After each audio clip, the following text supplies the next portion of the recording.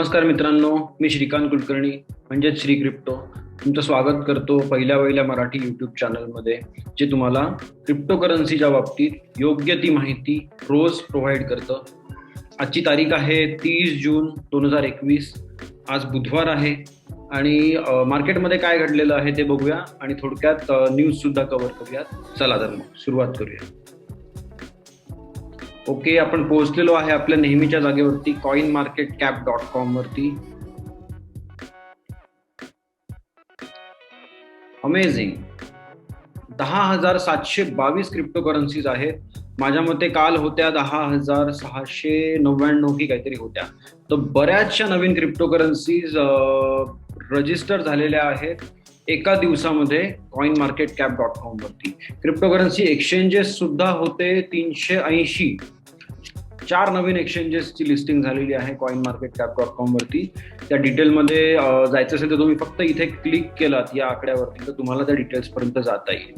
Website आहे coinmarketcap.com. Okay, market capitalisation आहे $1.29 trillion, म्हणजेच $1,291 बिलियन. 24 तासांचा व्हॉल्यूम आहे 82.85 म्हणजेच $82.85 बिलियन. बिटकॉइनचा डॉमिनन्स आहे मार्केटमध्ये 50%.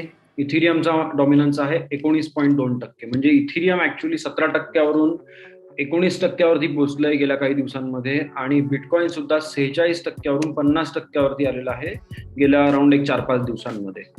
ओके, तर आपण खाली मूव्ह ऑन करूयात. आजचं मार्केट कॅपिटलायझेशन आपण चेक केलं $1.29 ट्रिलियन आणि जवळजवळ 11.67% घसरण झालेली आहे मार्केटमध्ये. कालच्या प्राइसनुसार आत्ताच्या प्राइसेस जर चेक केल्या तर प्रचंड मार्केट खाली गेलेलं आहे. ओके, आपण आता प्राइसेस आणि मार्केट कॅप पटापट चेक करूया म्हणजे आपल्याला पुढे जाऊन न्यूज सुद्धा चेक करता येतील. ओके, तर बिटकॉइन आहे आत्ता $34,674 वरती. 4.35% घसरण झालेली आहे कालपासून आणि 7 दिवसांमध्ये 0.13%. $647 बिलियन आहे मार्केट कॅपिटलायझेशन. $2133 वरती इथिरियम आहे स्टेबल. 3% घसरण झाली आहे आणि 5 दिवसांची ग्रोथ आहे 7 दिवसांचा विचार केला तर $247.89 बिलियन मार्केट कॅपिटलायझेशन आहे इथिरियमचं. टेदर $1 आहे. 0.07% घसरण 24 तासात किंवा 0.08% घसरण 7 दिवसांच्या मानाने. $62.46 बिलियन टेदरचं मार्केट कॅप आहे. बायनान्स कॉइन आहे $289.91 आणि 7.29% घसरण झाली आहे एका दिवसात आणि 6.09% घसरण झाली आहे जर विचार केला 7 दिवसांचा तर.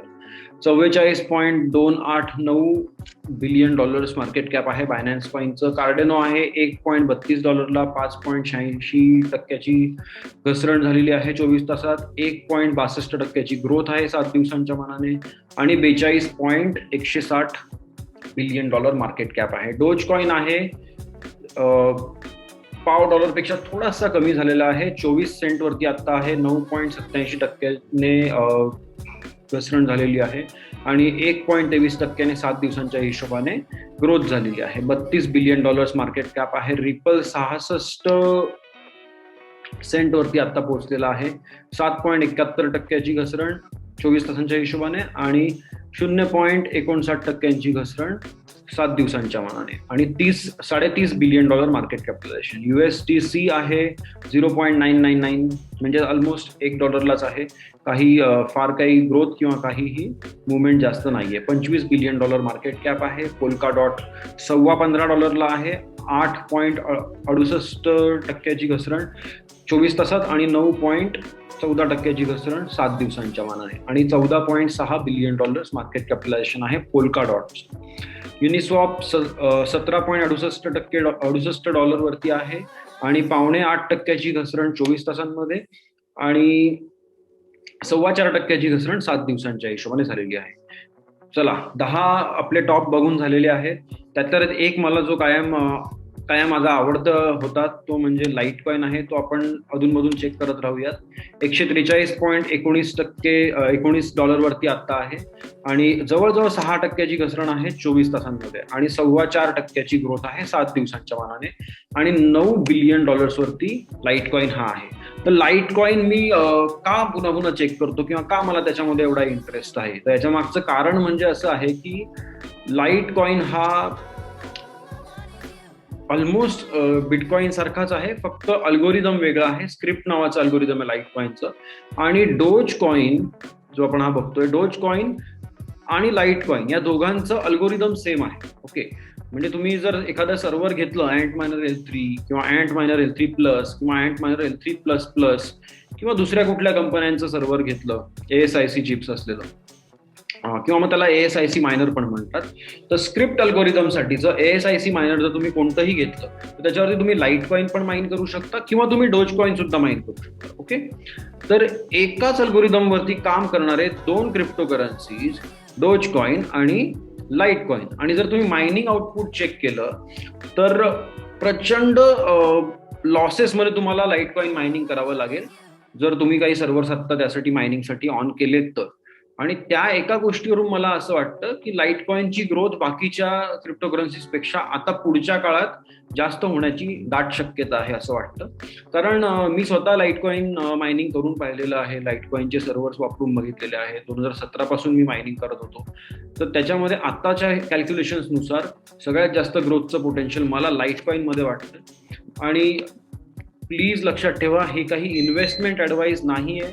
मी फक्त एक एज्युकेशनल पर्पजेसच्या हिशोबाने हे सगळे व्हिडिओज मी तयार करतोय. जसं मला लाईट कॉइन आवडतो तसं तुम्हाला मे बी सोलाना आवडत असेल, कोणाला दुसऱ्याला पॉलिगॉन आवडत असेल, कोणाला वेगळ्या माणसाला इथिरियम क्लासिक आवडत असेल. बऱ्याच जणांना वेगवेगळ्या गोष्टी आवडतात आणि त्यातल्या त्यात फाईल कॉइन सुद्धा मला इंटरेस्टिंग वाटतो भरपूर. मला रेग्युलरली मेसेजेस येतात की ट्रॉन कधी ग्रो होईल, ट्रॉन ग्रोथ होणार आहे की नाही होणार आहे. तसंच मोनेरो पण ऍक्च्युली खूप इंटरेस्टिंग प्रोजेक्ट आहे, इओस पण खूप इंटरेस्टिंग प्रोजेक्ट आहे. जसं आता डोज कॉइन आहे, मीम किंवा मग फनी कॉइन आपण त्याला म्हणू शकतो, तसं शिबा इनू सुद्धा तयार केलेला आहे. तर भरपूर इथे ऑप्शन्स आहेत आणि त्याच्यात तुम्हाला सुद्धा 1-2 गोष्टी याच्यातला जसं तुम्ही अभ्यास करत जाल तसं तुमची एक दिशा ठरत जाईल आणि तुम्हाला 1-2 गोष्टी जास्त आवडतील बाकीच्या क्रिप्टोकरन्सीज पेक्षा. तर 10,722 आपल्याकडे ऑप्शन्स आहेत, त्यातनं तुम्ही ठरवायचं तुम्हाला काय आवडतं. हे टॉप 100 आपण पटापट चेक करू शकतो. ऍक्च्युली फर्स्ट पेजवरती 100 दाखवतात ते. सगळ्यात खाली फॅन्टम आहे, त्यानंतर HUSD आहे, हा सुद्धा एक स्टेबल कॉइन आहे. KuCoin आहे, सिया कॉइन आहे, OX आहे म्हणजे ZRX, ओमिसगो नेटवर्क आहे, स्विसबॉर्ग आहे, ऑन्टॉलॉजी आहे. तर हळूहळू काय होणार, तुम्ही जसं माझ्याबरोबर तुम्ही अभ्यास करत जाल किंवा मग रेग्युलरली मार्केटच्या काही गोष्टी ऐकाल मराठीतून.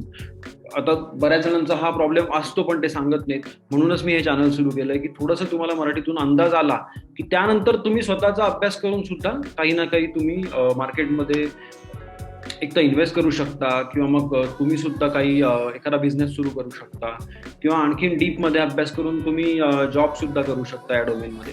तर त्या हिशोबाने मी तुम्हाला माझ्या मनामध्ये जे काही आवडत असतील क्रिप्टोकरन्सीज किंवा कुठले प्रोजेक्ट्स, तर त्याची माहिती मी तुम्हाला रेग्युलरली देत राहीन. आता हा बॅट म्हणून जो आहे, बेसिक अटेन्शन टोकन, तर हा सुद्धा खूप इंटरेस्टिंग प्रोजेक्ट आहे. याचा तुम्ही चांगला अभ्यास करा जमलं तर.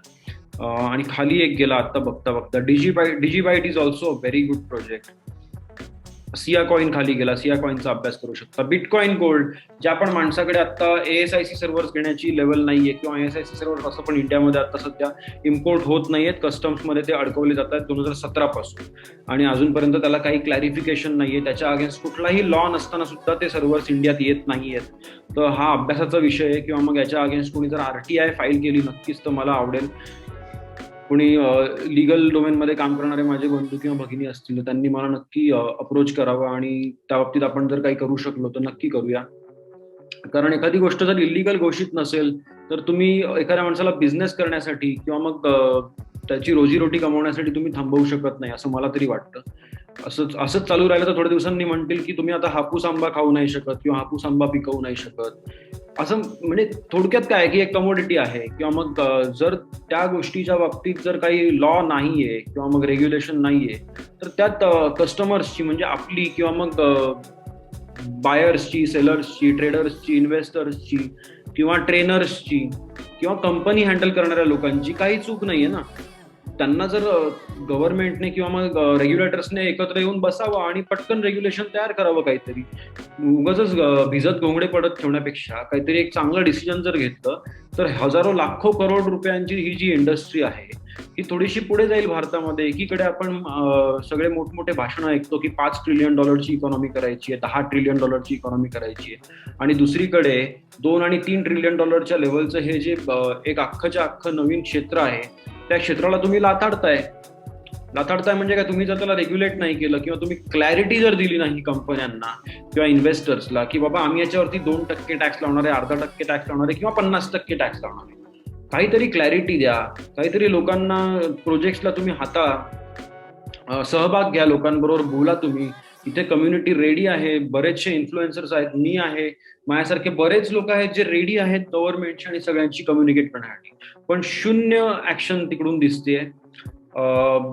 जेव्हा पण आता आणि थोडक्यात काय होतंय शेवटी की माझ्यासारखे लोक किंवा जे पण या गोष्टीमधले एक्सपर्ट्स आहेत ते हळूहळू भारत सोडून बाहेर निघून चाललेत. ठीक आहे, ज्याला कोणाला मायनिंग करायची आहे तो इथून निघतो, कुठेतरी दुसऱ्या देशात जाऊन बसतो, चायनामधून सर्व्हर्स बनवून येतात आणि तिथे तो सर्व्हर्स लावतो आणि तिथे मायनिंग करतो. तो परत काय येईल सांगा बरं. जर इथे काही क्लॅरिटीच नाहीये, इथे काही भावनाच नाहीये ऑथॉरिटीजची की या गोष्टीला आपण सपोर्ट करावा किंवा अपोज तरी करा. एकदा अपोज करून इलिगल घोषित करून टाकलं तरी क्लॅरिटी मिळेल, मग माणूस इथे काही काम करण्याचा विचारच करणार, बरोबर. पण हे 2016 पासून मी या डोमेनमध्ये आहे आणि काहीही म्हणजे निव्वळ मूर्खपणा चालू आहे, काहीच क्लॅरिटी नाहीये. कोणीही काहीही कुठल्याही दिशेने काही क्लॅरिटीच म्हणू शकतो. त्याला परत तुम्हाला असं वाटत असेल हा माणूस परत क्लॅरिटी काय करतो, पण कुठलाही बिझनेस करताना सगळ्यात आधी महत्वाची गोष्ट असते की रेग्युलेशन काय आहे, लॉ काय आहे, टॅक्सेस कसे आहेत, कंपनी फॉर्मेशन असो किंवा मग लायसन्सेस काय लागणार आहे.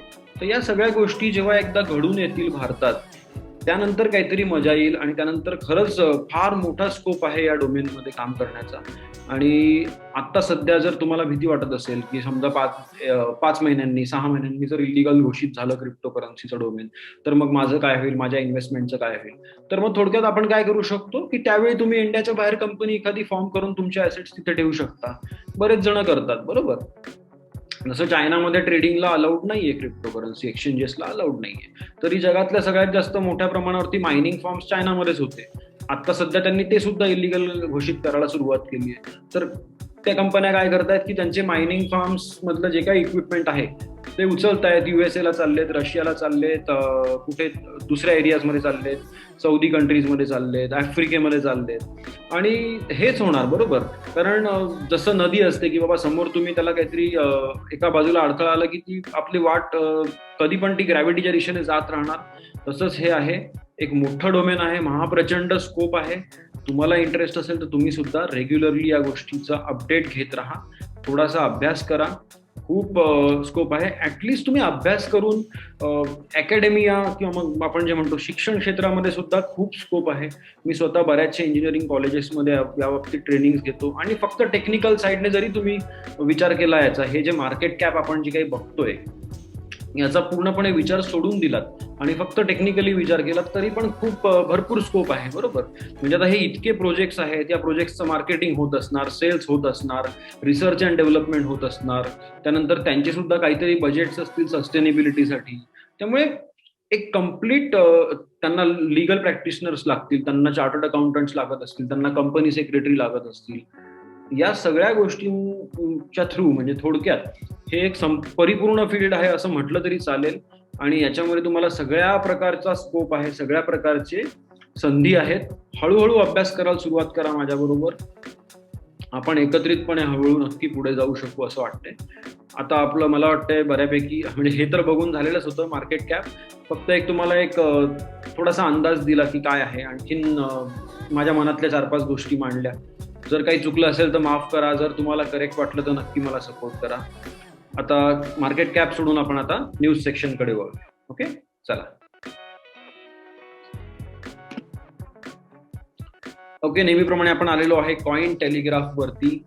कॉइन टेलिग्राफच्या हिशोबाने आता इम्पॉर्टंट न्यूज आहेत की CoinMarketCap launches Ethereum token swaps powered by Uniswap. Uniswap नावाचा एक प्लॅटफॉर्म आहे जे इथिरियम वरती बेस्ड नवीन नवीन क्रिप्टोकरन्सीज जे कोणी असतात, ज्या काही असतात टोकन्स, तर त्या टोकन्सच्या ट्रेडिंग म्हणू शकतो आपण त्याला, की मी एक्स टोकन पाठवलं आणि मला वाय टोकन मध्ये आउटपुट पाहिजे, किंवा मी इथिरियम पाठवतोय आणि मला एक्स टोकन विकत घ्यायचं, त्याला टोकन स्वॅप म्हणतात.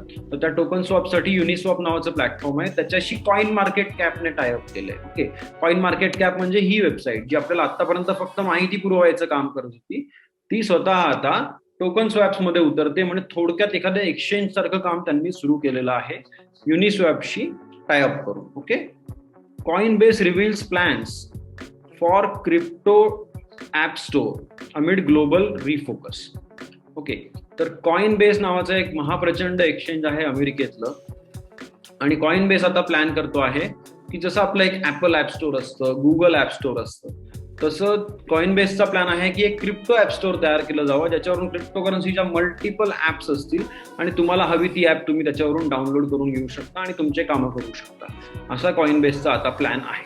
Okay, driving purists birth, so sorry, this is really complicated. Okay, driving purists berserk, co-chair of blockchain caucus wants to reverse crypto transactions.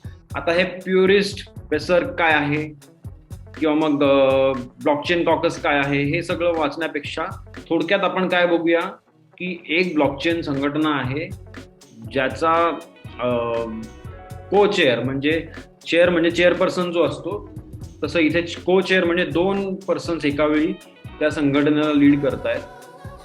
तर त्याचं म्हणणं काय की आपण एक बॅकडोर ठेवलं पाहिजे ब्लॉकचेन ट्रान्झॅक्शन्ससाठी, जेणेकरून आपण ब्लॉकचेन ट्रान्झॅक्शन्सला रिव्हर्स करू शकतो. ओके, तर आता पब्लिक ब्लॉकचेन म्हणजे क्रिप्टोकरन्सी सारख्या करन्सीजचा एक महत्वाचा पॉझिटिव्ह मुद्दा किंवा महत्वाची चांगली गोष्ट ही आहे की सगळे ट्रान्झॅक्शन्स इररिव्हर्सिबल असतात.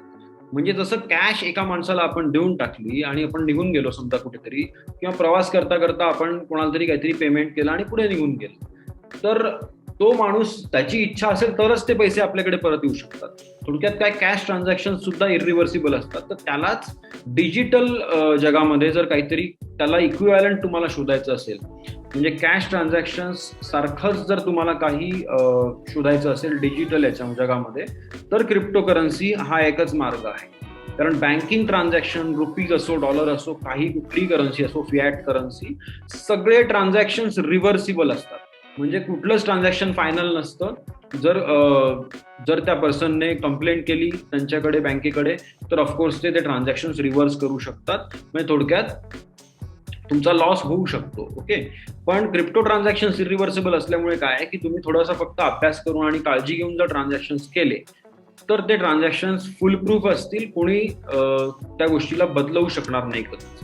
आणि इथे हे लोक म्हणतात की यांना रिव्हर्सिबल ट्रान्झॅक्शन्स पाहिजे.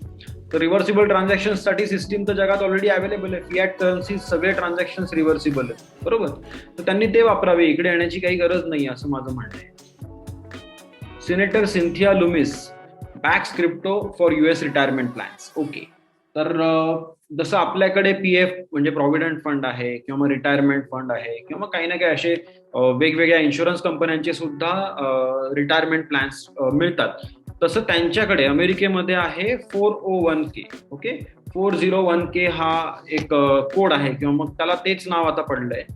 त्याच्यामध्ये तुम्ही काही इन्व्हेस्टमेंट करू शकता आणि 401k ज्या याच्यामध्ये जातात तर ते फंड मॅनेजर्स ते पैसे इन्व्हेस्ट करतात आणि त्याच्यामध्ये काहीतरी ग्रोथ गोळा करून मग ती शेवटी जेव्हा तुम्ही रिटायर होता तेव्हा तुम्हाला ते मिळतात. त्यातनं थोडेफार ग्रोथ एखाद वेळी झालेली असू शकते. तर सिनेटर जी आहे हिचं म्हणणं काय आहे की रिटायरमेंट प्लॅन्स जे आहेत ते सुद्धा क्रिप्टोमध्ये असावे, किंवा रिटायरमेंट प्लॅन्स म्हणजे फंड्स जे आहेत मोठमोठे महाप्रचंड, तर त्यांना परमिशन मिळावी क्रिप्टोमध्ये इन्व्हेस्ट करण्याची, जेणेकरून रिटायरमेंटच्या वेळी जे काही लोकांना पैसे मिळणार आहेत त्यात काहीतरी थोडंफार तरी काहीतरी ग्रोथ मिळेल. कारण त्यांच्याकडे इंटरेस्ट रेट्स वगैरे इतके कमी आहेत, 1-1.5% वगैरे इंटरेस्ट रेट आहे, तर त्याचा काही उपयोगच नाही. आणि तुम्ही युरोपियन कंट्रीज किंवा बाकीच्या काही डेव्हलप कंट्रीजमध्ये गेलात तर निगेटिव्ह इंटरेस्ट रेट आहेत लिटरली. म्हणजे तुम्ही यावर्षी $1,00,000 ठेवले किंवा यावर्षी €1,00,000 ठेवले तर पुढच्या वर्षी त्या अकाउंटमध्ये €1,00,000 नसतील, उलट 99,950 युरो वगैरे असं काहीतरी कमी असतील, उलट ते पैसे ठेवायची फी कट होते त्यांच्याकडे. म्हणजे निगेटिव्हिटी मध्ये आहे, म्हणून लोक बिंदास खर्च करून मार्केटमध्ये सगळं ग्रीन ग्रीन दिसतंय सध्या.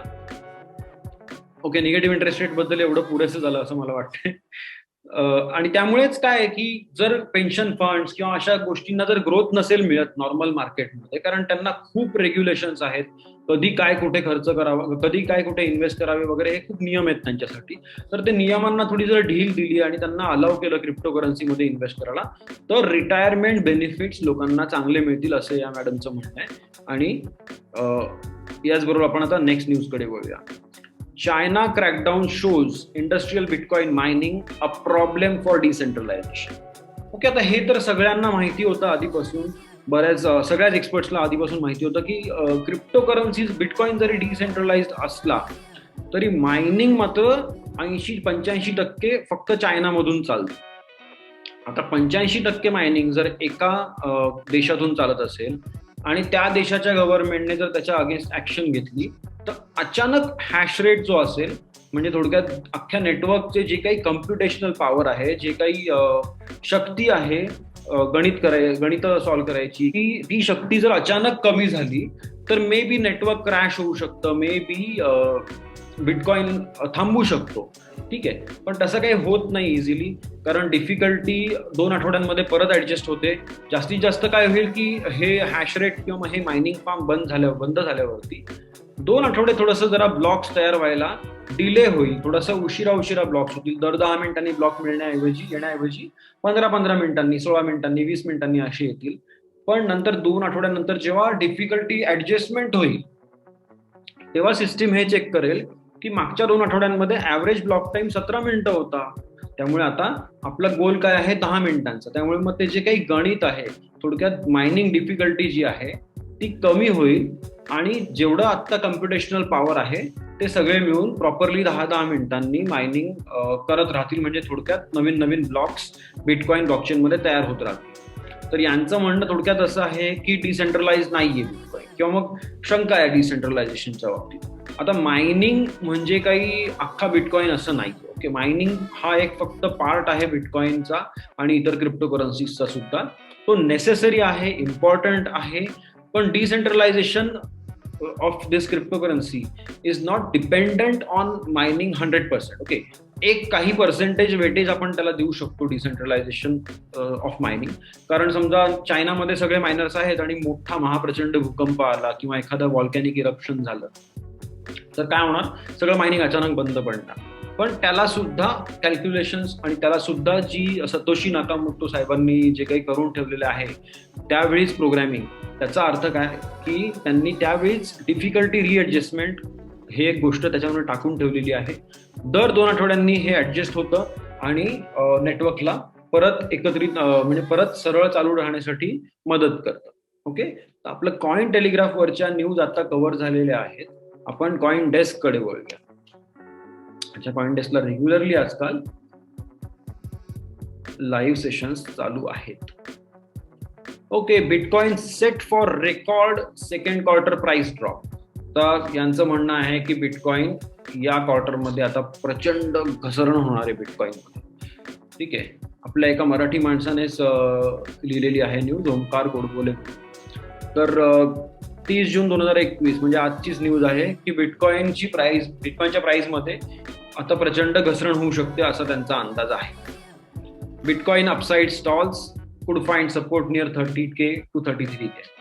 30 ते 33 हजाराच्या डॉलरच्या आसपास सपोर्ट आहे, हे आपल्याला माहिती आहे. आपल्या मागच्या 2-4 व्हिडिओमध्ये डिस्कशन झालेलं आहे की रेझिस्टन्स आहे $36,000 आणि सपोर्ट आहे $30,000 ते $33,000.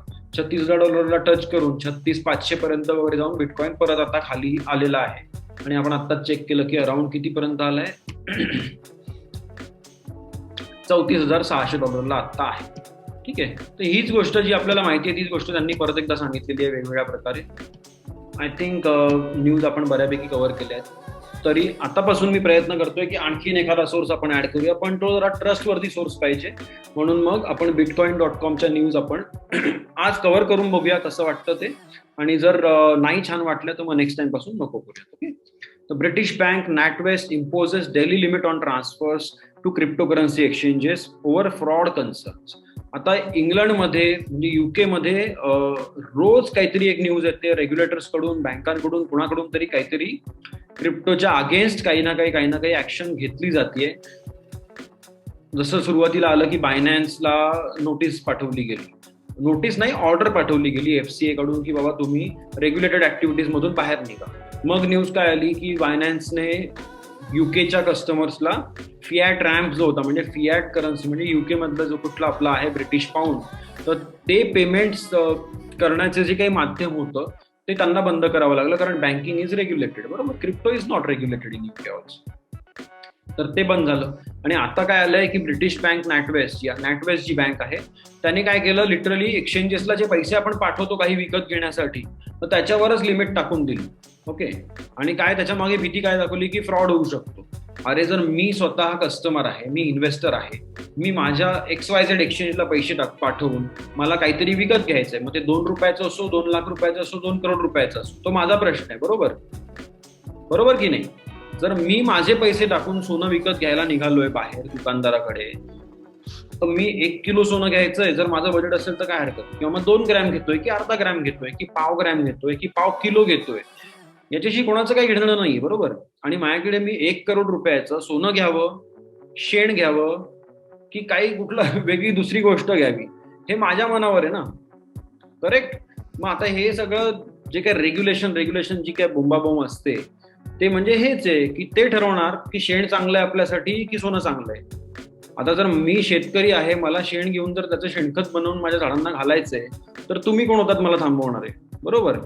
या गोष्टींबद्दल आपण खरंच विचार केला पाहिजे, आणि या दिशेने विचार करणारे जे लोक असतील ते हळूहळू थोडक्यात त्यांच्या मनामध्ये डिसेंट्रलायझेशन हा एक थॉट हळूहळू येत जातो. आणि आज आय थिंक आपण बऱ्यापैकी इकडच्या तिकडच्या गोष्टी बोललेलो आहे रेग्युलेशन वगैरे या बाबतीत. आपण न्यूज कंटिन्यू करूया. Okay, Mexico's third richest man recommends Bitcoin. His bank is working to accept BTC. Says fiat money is fraud. This is the kind of news that we want, right?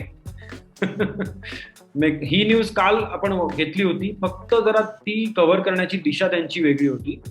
तिथे त्यांनी म्हटलं होतं की Mexico मधला एक billionaire आहे जो आता त्याच्या बँकेतनं प्रयत्न करतोय की पहिली क्रिप्टो फ्रेंडली बँक आम्ही तयार करतोय मेक्सिकोमध्ये. तर ही न्यूज कशी, हिची भाषा जरा वेगळी आहे. बरोबर. तर त्याची बँक जी आहे ती प्रयत्न करते आहे बिटकॉइन ऍक्सेप्ट करण्यासाठी. ठीक आहे. आणि स्वतः बँकचा माणूस किंवा बँकर म्हणतोय की Fiat money is fraud. Fiat currency म्हटलं पाहिजे, ऍक्च्युली मनी नाही म्हटलं पाहिजे. यासाठी आपल्याला समजून घ्यायला लागेल करन्सी आणि मनी. ठीक आहे, चलन आणि पैसा याच्यात काय फरक हे समजून घेतलं पाहिजे. म्हणजे धन आणि चलन याच्यात काय फरक. बरोबर. तर फियाट करन्सी म्हणायला पाहिजे असं मला तरी वाटतं.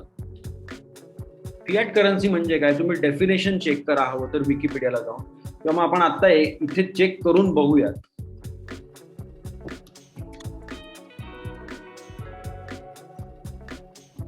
ओके, फियाट मनी, इथे सुद्धा यांनी मनीच म्हटलंय. ओके,